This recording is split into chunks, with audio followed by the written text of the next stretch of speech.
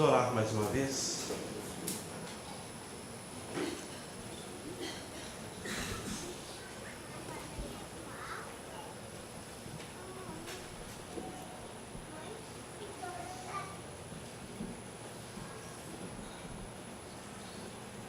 Senhor, nessa manhã queremos agradecer ao Senhor por sua graça, por tua misericórdia, por o Senhor saber quem nós somos e ainda assim o Senhor tem grandes planos, Senhor. Muito obrigado, Senhor, porque o Senhor é Deus que desde a antiguidade não se viu um Deus semelhante a Ti, que trabalha para aqueles que esperam em Ti, Senhor, desde a antiguidade. Ninguém se importa conosco mais que o Senhor. Então, nessa semana, no dia de hoje, por causa do encargo do Senhor, fala aos nossos corações. Conversar em mim e na vida dos meus irmãos. Fala em nossos corações essa manhã. É o que nós pedimos em nome de Jesus. Amém. Irmãos, eu tenho um carro pequeno aqui para trazer para os irmãos. São algumas considerações que o Senhor falou no meu coração essa semana. E na verdade nós estamos, no início do ano, nós estamos cheios de perspectivas, né? Nós estamos cheios de planos, a gente fica nas empresas normalmente eles fazem uma caixinha assim, está acontecendo com vocês, aí o seu chefe foi assim, quais são os planos, suas metas durante o ano, né? Aí você põe lá, e no final do ano eles abrem a caixinha para ver se você cumpriu suas metas. É assim que eles fazem, né? As empresas fazem isso, onde eu trabalho também, nas escolas fazem isso, né? Aí você coloca 3 perspectivas ali, põe na caixinha e no final do ano você abre. E eu sei que nós somos cheios de planos, cheios de perspectiva. Mas eu quero, nós como povo de Deus, a gente podemos, nessa manhã, no início desse ano, nós podemos fazer um trabalho de convergência, né? Convergir as nossas perspectivas na pessoa do Senhor e na sua igreja. Às vezes nós temos muitas perspectivas terrenas e, graças a Deus, o Senhor, até por sua graça e misericórdia, nos dá a cumprir algumas, né? Porque nós estamos aqui, então a gente tem que... Algumas coisas o Senhor nos dá a cumprir, mas Deus, como eu disse no início da reunião, Deus tem um plano. E Ele escreveu tudo, desde o início, e tem um plano até o final. E Ele começou uma boa obra e será fiel em completar essa boa obra. Então, ou nós estamos dentro, ou nós estamos à margem. Fora não tem jeito, porque nós somos colocados em Cristo. Ou nós somos participantes de natureza divina, ou nós somos mornos, né? E não participamos da natureza divina. E a palavra de Deus diz assim, que quem déramos fôssemos frios, né? Mas aí nós somos crentes mornos, isso aqui é pior. Porque o frio o Senhor pode aquecer, o Senhor sabe que aquela ovelha que o irmão citou aqui, né? Está com a perninha quebrada, ele tem que ficar lá. Mas pior é aquela ovelha que ela não é fria e nem é quente, aquela ovelha que ela está assim e ela não sabe ainda se situar.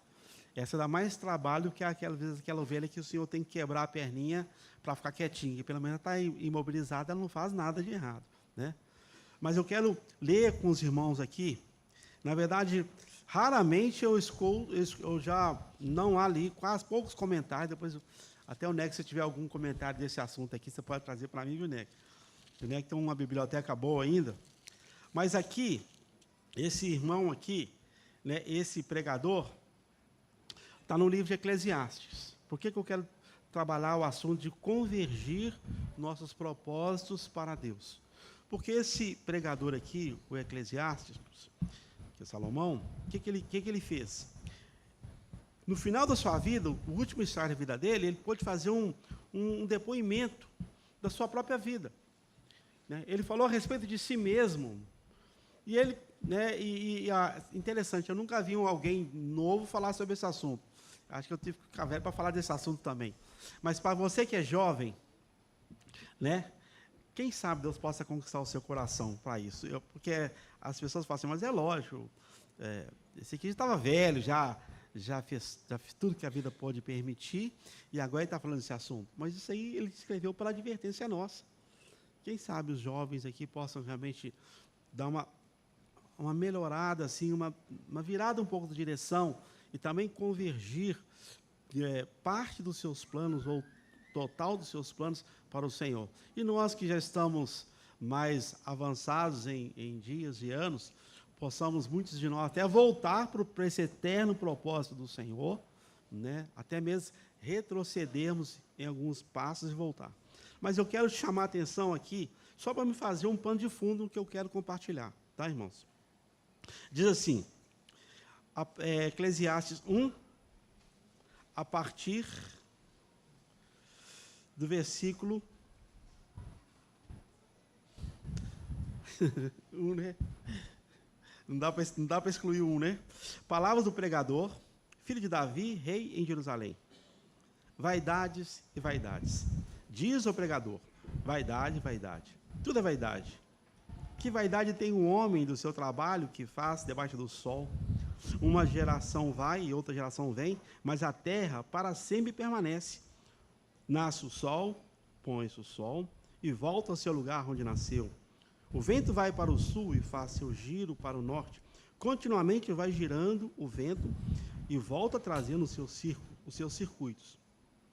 Todos os ribeiros vão para o mar, e contudo o mar não se enche. Para o lugar onde os ribeiros vão, para aí tornarem eles a ir. Todas essas coisas se cansam, tanto que ninguém pode declarar. Os olhos não se fartam de ver, nem os ouvidos de ouvir. O que foi? Isso é o que há de ser, o que ele fez. Isso se tornará a fazer, de modo que não há nada novo debaixo do céu. Alguma coisa que possa ver, isso é novo. Já foi nos séculos passados, e foram antes de nós. Já não há lembrança das coisas que precederam, e das coisas que hão de ser também. Delas não haverá lembrança, e nós que hão de vir depois. Eu, o pregador, fui rei sobre Israel em Jerusalém. Não há nada novo debaixo do céu, não é? Não há nada novo. Há coisas que se possa dizer, isso é novo. Já foi do século passado e foram antes de nós. Tem um cântico que diz assim, não é da época de vocês, né? Porque diz assim, toda novidade que vem do vento, ao peso da força da rotina cai. Na monotonia do pensamento, que a busca de outra novidade sai. Ânsia, insatisfação, correria.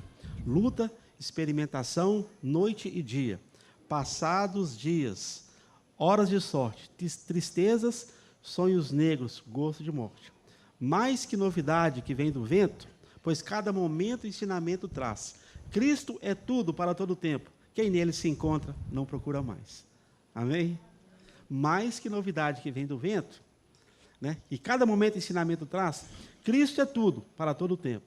E quem nele se encontra, não procura mais. Porque nós somos uma geração que tem muitas informações no ar, e nós queremos capturar todas as informações. E isso tem trazido um esfriamento no povo de Deus, uma certa apatia no povo de Deus, porque tem muito conhecimento, mas retém pouco aquilo que Deus tem falado. Muitas informações não significa que você tem conhecimento, porque o conhecimento ele procede de uma experimentação. Isso é ciência, eu não vou nem entrar. O que é isso? Né? Mas só para os irmãos terem uma ideia, quando uma indústria química ela vai chegar para nomenclaturar lá, por exemplo, óleo SW50, aquela nomenclatura que vem na latinha de óleo de vocês, aquilo passou por ensaios, e muitos ensaios, até chegar àquela conclusão. Não é assim, William? Né? Quem trabalha no laboratório sabe disso. Tudo que você pensar que cientificamente foi provado, passou por ensaios antes. O cara não fez o primeiro experimento e, vou julgar. Não, ele fez isso. Mas nós somos aquelas pessoas que muitas vezes estamos no laboratório, que é esse mundo, e queremos pegar todas as coisas assim, e estamos retendo pouco, não é? E isso tem trazido para nós uma certa perda de foco daquilo que pretendemos de fato.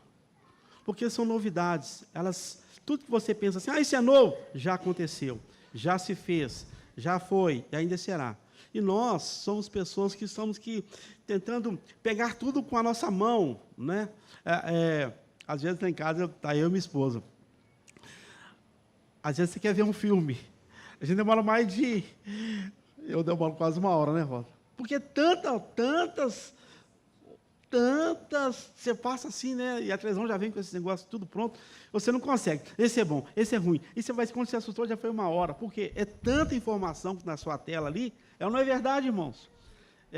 Stream, né? Aquelas tantas de informações ali. E você fica assim, não, esse eu quero. Aí você chega na metade, quando você assusta, se eu ficar muito, meu corpo muito estático, muito acomodado, eu chego até a dormir. A maioria eu assisto pela metade.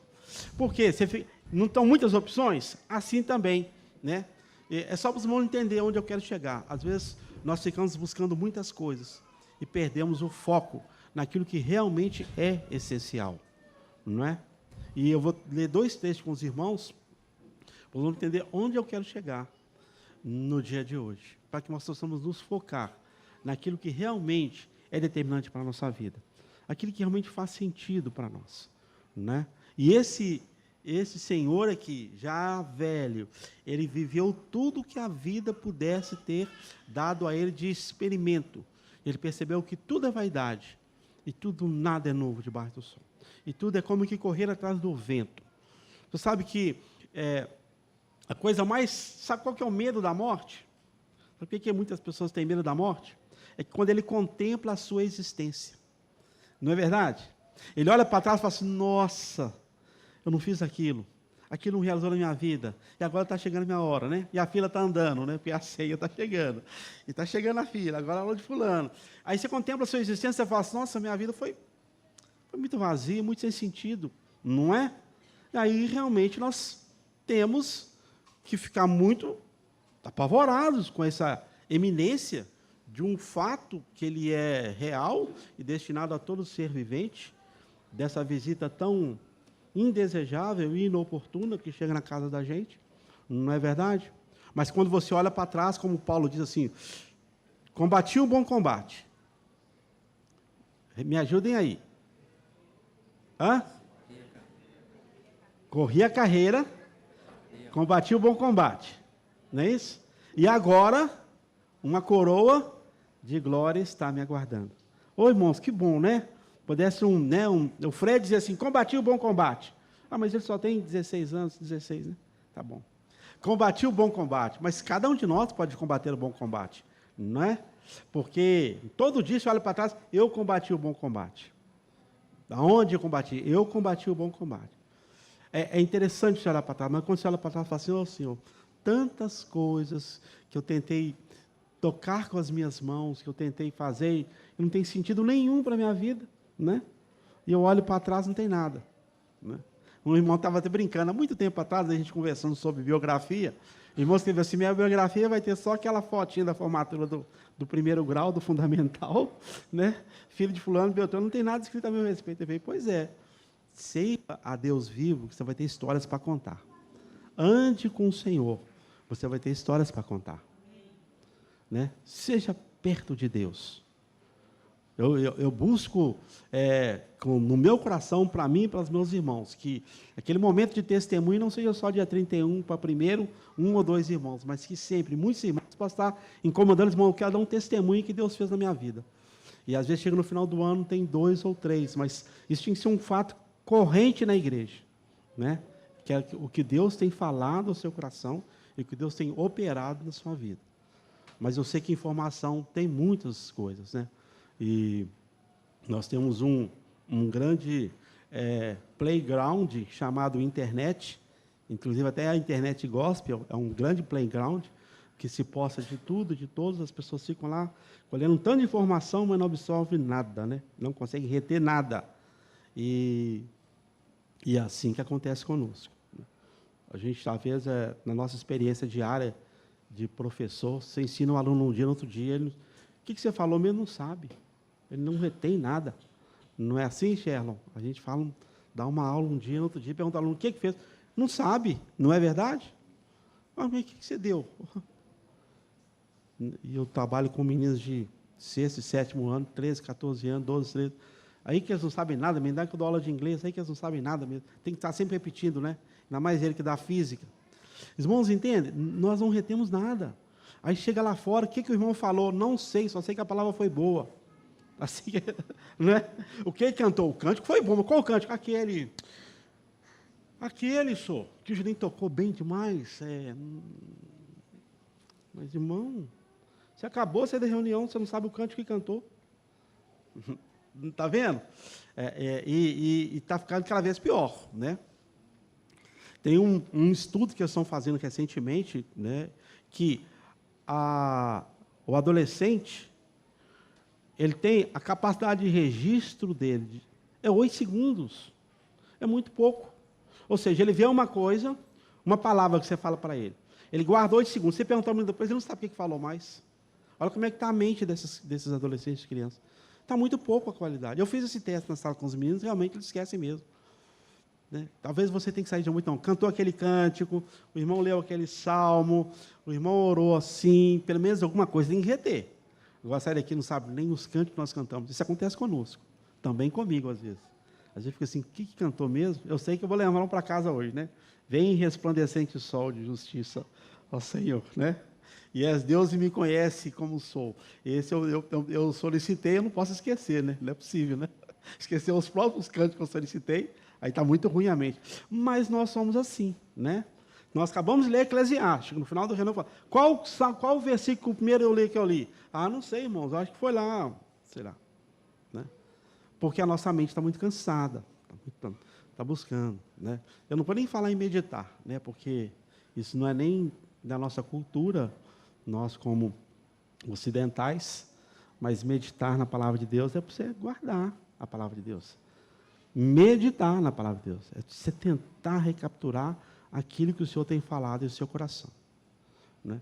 Hoje nós temos esse recurso aí, né, que não sou contra, mas eu acho um absurdo. Né? Nós temos uma mente tão fértil e nós temos que achar um livro na Bíblia, você vai no celular e vai assim, Salmos, aí tá, você clica no Salmos, sendo que você pode vir na sua Bíblia, o meio da Bíblia é os Salmos, né, e você vai lá e acha os livros, profetas maiores, profetas menores, e foi assim que nós somos doutrinados, a nossa geração, né, Lincoln, de saber os livros da Bíblia. E às vezes, eu não vou nem correr o risco, mas perguntar a algum jovem que acha Ageu para mim rapidinho aí, se ele não tiver o celular, ele não vai achar. Né? Que há os profetas ali, que é no tempo da restauração, Ageu e Zacarias, que eram um dos profetas menores ali. Os irmãos entendem onde eu quero chegar?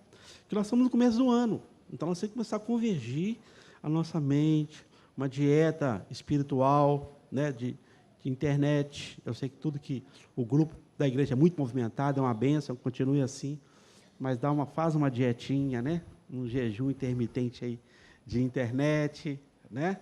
Chega no final do dia, você olha e dá ok em tudo e amém. Né? Lembra dos aniversários? Manda no privado para o irmão. Mas é impressionante. Você põe uma mensagem lá, a gente até já sabe quem são os mais efetivos. Mas eu quero convergir aqui. Essa é a ideia. Então lembra disso aqui. Nada novo debaixo do sol. E esse irmão teve experiência para dizer isso. E ele reconheceu na sua vida que o mais importante é temer a Deus e andar nos seus caminhos. E alguém que percorreu um caminho maravilhoso, construiu um templo, né, e recebeu muitas ofertas, e ele era rico, ele era um homem assim, um excelente governador, nos seus dias teve paz, durante o seu reinado, ele aproximadamente 40 anos, mas ele está dizendo para nós, converja as nossas inclinações para aquilo que é eterno, para aquilo que você vai lembrar. Porque nada novo debaixo do céu. Né? Eu sei que você tem planos. Deixa os seus planos aí. Não joga fora, não. Né? Mas deixa assim, Senhor, o Senhor tem planos para mim. Né? Tem um cântico que diz, a gente não canta esse aqui, mas diz assim, cantamos sim, tu és o dono do meu coração, né? Diz que planos e sonhos tu tens para mim.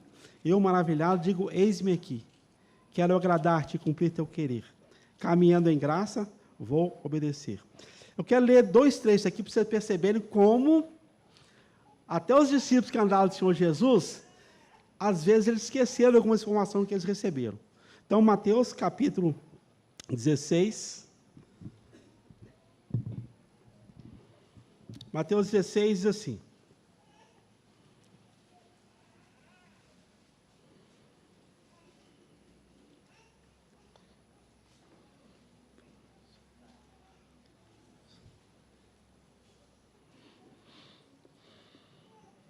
Como vocês sabem, né? Mateus é o evangelho do reino. Você quer saber como é que vai ser o reino, como é que é o reino, o que é vida de reino? Evangelho de Mateus. Não é? Então, se você... A lei da primeira menção, que fala de reino, é Evangelho de Mateus. É o compilado do Evangelho de Mateus. Como é que é a vida de reino, como é que você se processa no reino. E diz assim, Mateus 16.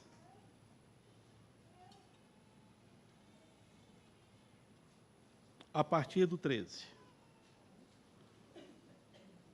Lembrando que o Senhor Jesus ele estava sempre dando instrução a seus discípulos com respeito daquele costume da época.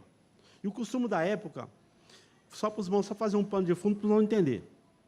Lá tinha, os fariseus, eles eram específicos, né, no tradicionalismo, cerimonialismo e ritualismo, né? A tradição é as datas. As datas, eles eram tradicionalistas, não é isso? O rito, né? Como que faz esse rito? Né? E a cerimônia, quem faz? Então, você tinha lá os fermentos fariseus, eles eram tradicionalistas, eles eram ritualistas, né? E eles eram cerimonialistas. A data que se cumpre, como que faz e quem faz. Né? Então, vocês vão perceber que na igreja, o Senhor Jesus vai ensinar para nós que o reino é exatamente o avesso dessas coisas. Porque todos nós somos sacerdotes diante de Deus Altíssimo. Todos nós somos instrumentos na mão de Deus. Não tem o que estabelece a data e o como que faz e quem faz. Todos nós estamos inseridos no mesmo lugar, que é a igreja do Senhor. Então, aqui é a confissão de Pedro, né? E chegando Jesus às partes de Cesareia de Filipe, interrogou os seus discípulos, dizendo, quem dizem os homens ser o filho dos homens? E eles disseram, uns, João Batista, e outro Elias, outros, Jeremias, ou um dos profetas. E disse-lhes vós, que dizeis que eu sou? E Simão Pedro, respondendo, disse, tu és o Cristo, o Filho do Deus vivo. E Jesus, respondendo-lhe, disse, bem-aventurado és tu, Simão Bar-Jonas, porque não foi carne e sangue que revelou, mas meu Pai que está nos céus. Pois também te digo que tu és Pedro, e sobre essa pedra edificarei a minha igreja. A palavra igreja é eclésia, chamados para fora. Para fora de quê? Da tradição, do rito, da cerimônia, chamados para fora. Nós somos chamados para fora. Ele estava dizendo assim, vocês são chamados para fora desse sistema que vocês estão vivendo. E a igreja do Senhor também, ela é chamada para viver para fora desse sistema, que hoje está impregnado no mundo, e também nas igrejas. E as portas do inferno não prevalecerão contra ela. Eu te darei as chaves do reino dos céus, e tudo que é ligado na terra será ligado no céu. Tudo que é desligado na terra será desligado nos céus. Então mandou os seus discípulos que a ninguém dissesse que ele era o Cristo. Desde então, Jesus começou a mostrar aos seus discípulos que convinha ir a Jerusalém e padecer muito dos anciãos e principais dos sacerdotes e escribas, e ser morto, ressuscitar ao terceiro dia. Eu quero ficar até aí. Então, agora, olha a grande revelação que Pedro tinha. O Senhor Jesus fala com Pedro assim, olha, que dizem os homens ser os... Ele pergunta aos seus discípulos, chamando seus discípulos à parte, que diz os homens ser o filho dos homens? Vocês me conhecem? Uns é João Batista, outros é Elias, outro é um dos profetas. Grande parte dos discípulos, meus irmãos, sabem que quando o Senhor Jesus ele foi preso, ele foi levado lá naqueles interrogatórios, os discípulos fugiram da sua presença. Não é? Até que eles tivessem revelação, eu estou fazendo aqui algumas inferências, né? Provavelmente alguns tinham Jesus como Elias mesmo, como João Batista, como um dos profetas, né? Até que o Senhor Jesus revelasse que ele era o Cristo. Até que Jesus revelasse assim, convinha eu padecer. Eles seguiram a Jesus, de fato, mas eles não tinham uma convicção de quem Jesus era. Eles estavam andando com Jesus, mas eles não tinham convicção. Você acha que se eles tivessem convicção que Jesus era o Filho de Deus, de fato, né? era o Deus encarnado, eles fugiriam, sabendo que Deus é possível para até ressuscitar as pessoas dos mortos? Eles fugiram, porque a visão que eles tinham foi mais um profeta. Fato é que em Lucas 22, aqueles discípulos que também andavam com Jesus, achavam que ele era um que ia remir Israel de toda iniquidade e das garras do poder de Roma. Não é isso? Aquele diálogo lá, os dois discípulos, um chamava Cleófas, que andava com Jesus no caminho de Emaús. Jesus chega para ele e fala assim: mas você não ouviu falar? Jesus, um profeta, varão, profeta, não é isso? Homem de obras, homem valoroso. E nós achamos que é ele que ia restaurar todas as coisas que nós estamos clamando, sair debaixo desse jugo. Então, eles andavam com o Senhor Jesus. Mas eles o tinham apenas como os profetas, como alguém que operava milagres, como alguém com uma boa retórica, mas ainda não o tinha como o Filho do Deus vivo. Não é isso? Tem um trecho lá em Colossenses ou Filipenses, se não me engano, lá Paulo escreve essa igreja, uma dessas igrejas, se não me engano, diz assim: como recebestes o Senhor, assim também andai nele, arraigados e sobreedificados na fé, enraizados no Senhor. Agora, se eu não conheço a terra, né, na figura do Senhor, como que eu vou fincar minhas raízes? Os irmãos entendem? Se eu tenho que andar arraigado no Senhor, eu tenho que ter convicção que as minhas raízes estão sendo colocadas naquele que é Senhor do universo, aquele que é o Deus encarnado, aquele que é o Filho do Deus vivo. Dele é que sobrevêm todas as coisas. Né? Vou usar uma expressão. Ele, de fato, ele é essa árvore com todos os frutos. Aliás, ele é uma única árvore com todos os dons do Espírito Santo. Então, eu tenho que estar alicerçado nele. Não numa visão apenas de um profeta, de um grande libertador, apenas, né, de um profeta, de um grande libertador ou de um salvador. A minha visão tem que ficar fixada naquele que é o Filho de Deus, que é o Deus encarnado. É o Filho do Deus vivo. Aquele que é o Senhor dos senhores. Essa é a minha visão. Aquilo que eu estou anelo. Não as suas virtudes, mas a sua pessoa. Então, quando Pedro recebe essa revelação, o Senhor diz: Pedro, não foi te revelado nem carne nem sangue, mas meu Pai te revelou. E Pedro falou assim: tu és o Cristo, o Filho do Deus vivo. Os irmãos entendem onde eu quero chegar? Eu e você precisamos ter uma revelação clara do Cristo, do Filho do Deus vivo. Não do profeta, não do Senhor, galardoador daqueles que o buscam. Não do Senhor, que, graças a Deus que ele é assim. Mas a sua relação com ele tem que ser tão ímpar, que ele é o Filho de Deus vivo. Ainda que ele não fizesse nada, ele é o Filho de Deus vivo. Graças a Deus, muitas coisas ele fez, e se fosse registrar todas as coisas que ele fez, o livro do mundo não seria capaz de conter, né? Se fosse recontar as histórias acerca do Senhor Jesus. Mas, irmãos, entendem o que eu quero chegar? O seu Salvador pessoal, o seu Senhor pessoal. Senhor, eu quero tocar os teus pés. Mesmo que o Senhor não faça, é impossível que ele não faça, né? Mesmo que eu não faça nada na minha vida, é importante que eu tenha um Senhor, é o Senhor da minha vida.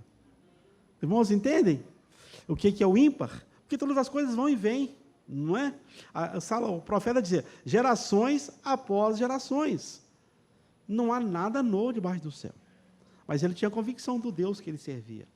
Ainda que nós tenhamos os nossos planos, torno a repetir, mas tenha o Senhor como seu salvador pessoal, como aquele que você é o seu amigo. Senhor, só está perto do Senhor, você não precisa fazer milagre, não. O Senhor é maravilhoso mesmo, né? O Senhor é o Filho de Deus vivo, o Senhor é o Deus encarnado. Isso é importante para mim. Eu sirvo um Deus eterno, que tem a vida eterna. E a vida eterna é esta, que desfrute do que Deus tem para dispensar? Não. A vida eterna é essa, que conheçam a Ti, Jesus. Né? Esta é a vida eterna, que conheça a Jesus. Então, irmãos, verem que, agora, ele fala assim: eu edificarei a minha igreja, os chamados para fora. Agora, olha o que aconteceu no capítulo 17. Se nós olharmos essa linha cronológica, pensa bem, nós estamos aqui, reunidos, e o Senhor Jesus fala de igreja. Eu edificarei a minha igreja, e as portas do inferno não prevalecerão contra ela. Mais tarde nós vamos entender o que é isso, quando Paulo vai falar nas suas cartas para as igrejas. Mas olha aqui, 6 dias depois, tomou Jesus consigo a Pedro, Tiago e João, e seu irmão, André, né? Deve ser. E os conduziu em particular em outro monte. Transfigurou-se diante deles, o seu rosto resplandeceu como o sol, e suas vestes se tornaram brancas como a luz. Eis que lhe apareceu Moisés, Elias, falando com ele. Que visão maravilhosa! E Pedro, tomando a palavra, disse: Senhor, é bom estarmos aqui. Se queres, façamos 3 tabernáculos, uma para ti, outra para Moisés, outra para Elias. Estando ele ainda a falar, eis que uma nuvem luminosa os cobriu. E da nuvem saiu uma voz que dizia: Este é o meu filho amado, é quem me compraz. Escutai-o. Irmãos, olha interessante. O mesmo Pedro, Jesus falou da igreja, que ela é inclusiva, que ela inclui a todos. É o Pedro que fala: vamos fazer 3 tendas. Os irmãos podem entender? 6 dias depois, ele esqueceu que Deus ia ter para si a sua igreja, que é o corpo de Cristo, que são todos os santos reunidos. Os irmãos estão entendendo? Aí Pedro fala assim: vamos fazer uma tenda das leis, uma tenda pentecostal, e vamos para o Senhor. Não é? Mas é assim que Deus quer? Não. O Senhor nunca olhou para essa direção. Os irmãos podem entender que o perigo que Jesus fala assim: não, então também, Pedro. Aí, imagina nos dias atuais: não, eu vou na igreja de Elias. Eu vou na tenda de Elias. De onde você reúne? Eu sou da tenda de Elias. E você? Eu sou da tenda de Moisés. Aí eu sou da tenda de Jesus. A minha é mais chique, né? É de Jesus. Ah, não, mas semana que vem eu vou visitar a sua tenda de Elias. Ah, não, mas aí eu vou na tenda de Moisés. Os irmãos entendem? Deus não é 3 tendas, é uma tenda só. Os irmãos entendem? Eis o tabernáculo de Deus com os homens, Jesus Cristo. É uma tenda só, irmãos. Não é 3 tendas, é uma tenda só. O Senhor só tem uma igreja. Graças a Deus por isso. Não é 3 tendas. Os irmãos imaginam se isso desse certo, se o Senhor Jesus acatasse a visão de Pedro ali, né? Ia ter irmãos embasados na tenda de Elias, irmãos embasados na tenda de Moisés, irmãos bastante encorajados na tenda de Jesus, mas não é esse o propósito de Deus. O propósito de Deus é a unidade do seu corpo. Não é 3 tendas, é uma tenda só. Irmão, se você crê fielmente que Deus pode falar através dos dons, sinais, prodígios, maravilhas, você é da mesma tenda de Jesus. Você não é de outra tenda, você é da mesma tenda. Os irmãos entendem isso? Ah, não, mas eu sou pentecostal. Amém, você é pentecostal. Mas você pertence à mesma tenda na qual o Senhor construiu. Essa tenda chama a Igreja de Jesus Cristo. É a Igreja do Senhor. Os irmãos entendem? Eu não sou da tenda pentecostal, nem da tenda de Moisés, que é as leis e os ensinamentos. Nós pertencemos a uma única tenda. E dentro dessa tenda tem as profecias, tem o ensino, tem a disciplina lá nos livros de Moisés, tem. Mas é a mesma tenda, é o mesmo lugar. E quando você está em Cristo, você achou a sua igreja. A sua igreja está em Cristo. Você está em Cristo, você está na igreja. Ah, mas eu creio que eu sou aquela pessoa que crê nos dons miraculosos. Amém. Creia nisso. Mas não precisa sair daqui por causa disso, não. Permaneça, você está na igreja. E você tenha paciência se o seu irmão não crê dessa maneira. Os irmãos entendem quando o Senhor Jesus ele busca a centralidade do seu povo para a sua própria pessoa. O Senhor Jesus aqui é o centro. Então ali, Pedro, ele fala assim, né? Assim, vamos fazer 3 tendas. Vai ficar tão legal estamos aqui, porque de vez em quando nós vamos visitar. Mas os irmãos acham que, hipoteticamente falando, se tivesse 3 tendas ali, diante da ansiedade dos nossos corações, sejam honestos, nós íamos visitar a tenda de Jesus? Nós estamos doidos para saber como é que vai ser minha semana, como é que vai ser meus dias, se eu vou casar, se eu não vou casar, se eu vou comprar uma casa nova, se eu não vou comprar uma casa nova, o que eu vou procurar? A tenda dos profetas. É ou não é verdade? Eu vou buscar a tenda de Jesus, não. Jesus só fala de negar a si mesmo, né? Negue-se a si mesmo, tome a cruz, perdoe 70 vezes 7, né? Faça, se o seu irmão caminhar uma milha, caminha duas, dá a quem te pedir. A tenda de Jesus é uma tenda difícil, não é? É o caminho estreito, né? Se teu irmão tem algo contra ti, vai-te ele só. A tenda do profeta não desce fogo dos céus e queima o irmão. Não é isso? A tenda dos profetas é isso, né? Senhor, eu vou fazer na tenda do profeta, quer que o Senhor abra uma tenda, o Senhor vem fogo do céu, igual o Senhor fez Elias, mesmo queima os profetas e acabou, porque nós, irmãos, somos nós que queremos ser assim. Aí você vai na tenda do meio, nós, Jesus, vou lá. Pois é, ame, perdoe, caminhe, não é isso? Dá a quem te pedir, seja hospitaleiro. Nossa, é muito complicado, não é, irmãos? Essa tenda seria muito pouco visitada, né? Moisés, Senhor, vou na tenda de Moisés, que Moisés resolve todas as pendências, né? Meu irmão está com um problema comigo, Moisés, vou ver na lei aqui, livro de números, tal, faça isso, porque nós temos pendências, não temos? Nós temos coisas para resolver, e Moisés, ele é um excelente administrador, e ele foi um dos melhores governantes que existiu na face da terra. E ele pode fazer isso. Então, vou lá no Moisés e resolve minhas pendências, porque ele sabe resolver tudo, né? Ele sabe, assim, por exemplo, a minha esposa teve bebê, quantos dias eu tenho que ficar de resguardo? Tantos dias.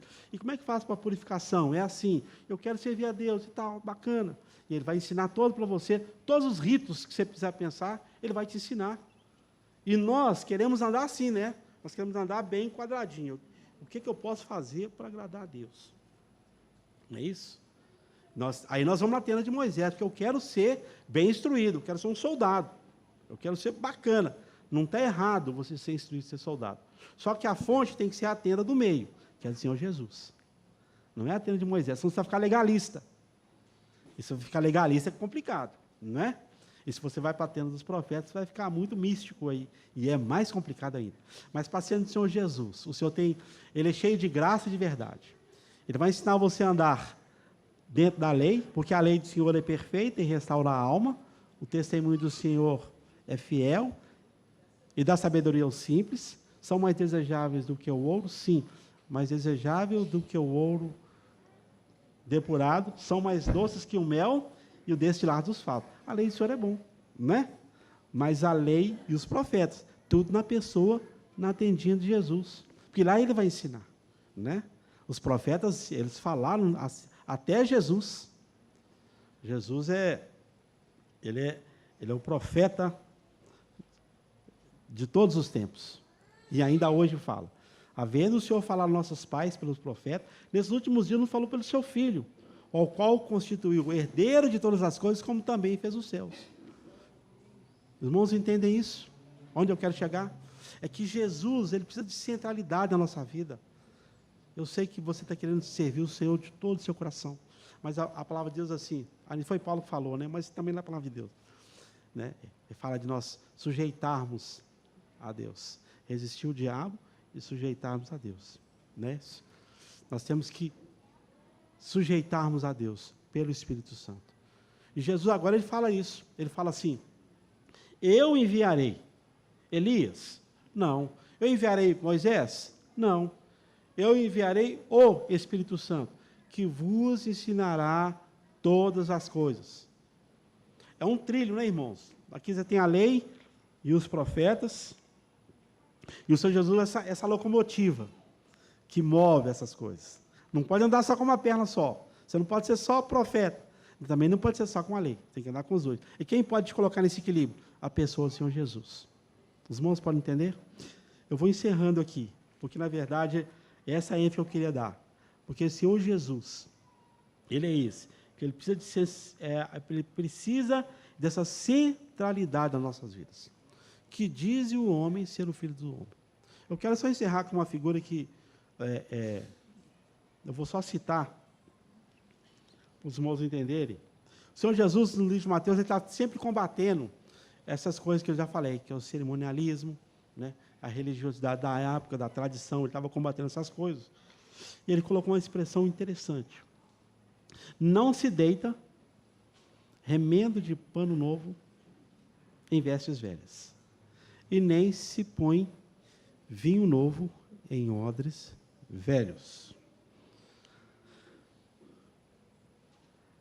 A primeira coisa que os sacerdotes fizeram, quando eles entraram em contradição contra Jesus, o que fizeram? Rasgaram as suas vestes.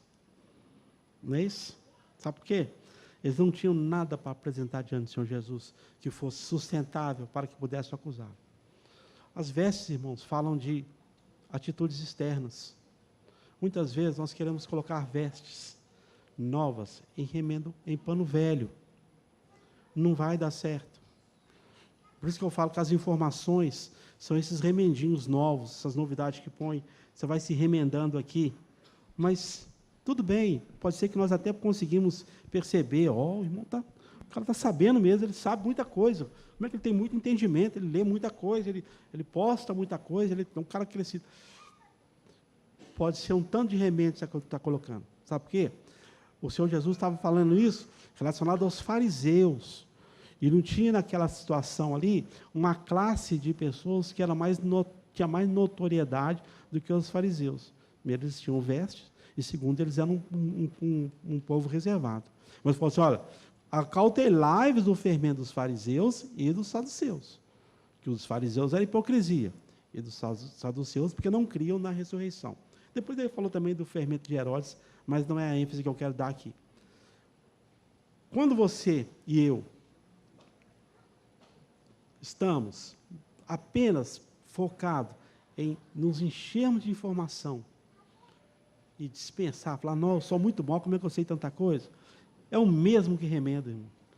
É o mesmo, o pano está velho, está enchendo de remendo, está querendo um tanto de coisa. Sabe por quê? Tem outra questão que é o vinho. O vinho tem que ser colocado em odres novos.